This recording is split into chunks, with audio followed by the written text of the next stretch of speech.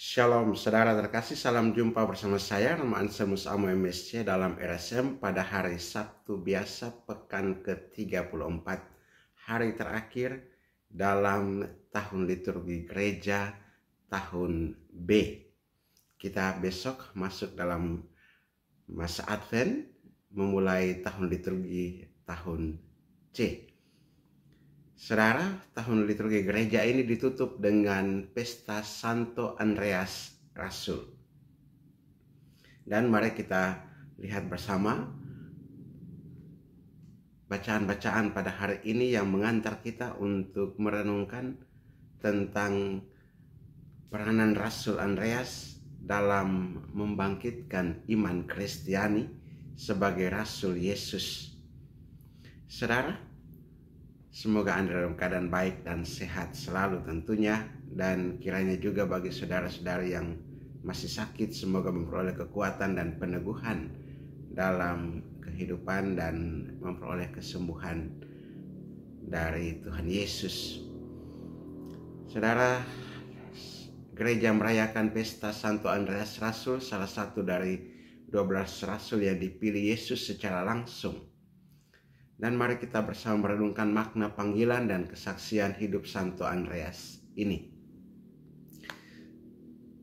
Saudara, bacaan pertama hari ini diambil dari surat Rasul Paulus kepada jemaat di Roma pasal 10 ayat 9 sampai 18. Di mana Rasul Paulus berkata, "Jika kamu mengaku dengan mulutmu bahwa Yesus adalah Tuhan dan percaya dalam hatimu bahwa Allah telah membangkitkan Dia dari antara orang mati, maka kamu akan diselamatkan." Ini adalah inti dari iman Kristiani, yaitu pengakuan akan Yesus sebagai Tuhan dan kepercayaan pada kebangkitannya. Paulus melanjutkan dengan pertanyaan penting. Bagaimana mereka dapat percaya kepada Dia jika mereka tidak pernah mendengar tentang Dia? Dan bagaimana mereka mendengar tentang Dia jika tidak ada yang memberitakan? Sementara itu dalam Injil Matius pasal 4 ayat 18 sampai 22 kita membaca tentang panggilan Yesus kepada para murid. Yang pertama termasuk Santo Andreas.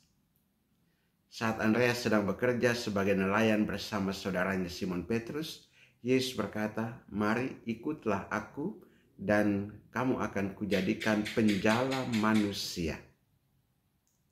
Saudaraku yang terkasih, apa yang bisa kita pelajari dari Santo Andreas pada hari ini? Pertama, Santo Andreas adalah teladan kesediaan untuk menanggapi panggilan Tuhan tanpa ragu. Ketika Yesus memanggilnya, Andreas meninggalkan segalanya, pekerjaannya, keluarganya, dan kenyamanan hidup sehari-hari. Dia memilih untuk mengikuti Yesus dengan sepenuh hati.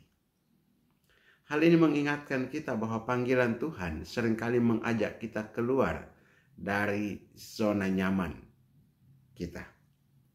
Apakah kita siap menanggapi panggilannya dengan keberanian seperti Santo Andreas? Yang kedua, Santo Andreas adalah seorang saksi iman yang rendah hati namun berpengaruh besar.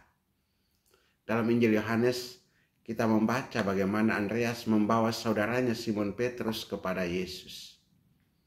Meskipun Andreas tidak sepopuler saudaranya, perannya sangat penting dalam memperkenalkan Petrus kepada Sang Mesias. Saudaraku terkasih, Santo Andreas mengajarkan kita bahwa setiap orang memiliki peran unik dalam rencana keselamatan Allah.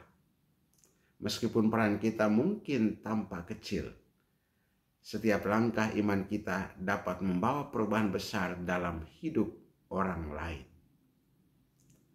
Rasul Paulus berkata, betapa indahnya kedatangan mereka yang membawa kabar baik. Sebagai pengikut Kristus, kita dipanggil untuk menjadi pembawa kabar baik seperti Santo Andreas. Hal ini tidak selalu berarti berkhotbah di depan banyak orang, tetapi dapat diwujudkan dalam kehidupan sehari-hari melalui tutur kata yang lembut dan baik, ramah, melalui tindakan kasih, menolong sesama, bermurah hati, berbelas kasih, dan juga kesaksian hidup kita yang mempengaruhi orang untuk bertindak. Mungkin kita berpikir, apakah saya cukup layak untuk menjadi saksi Kristus?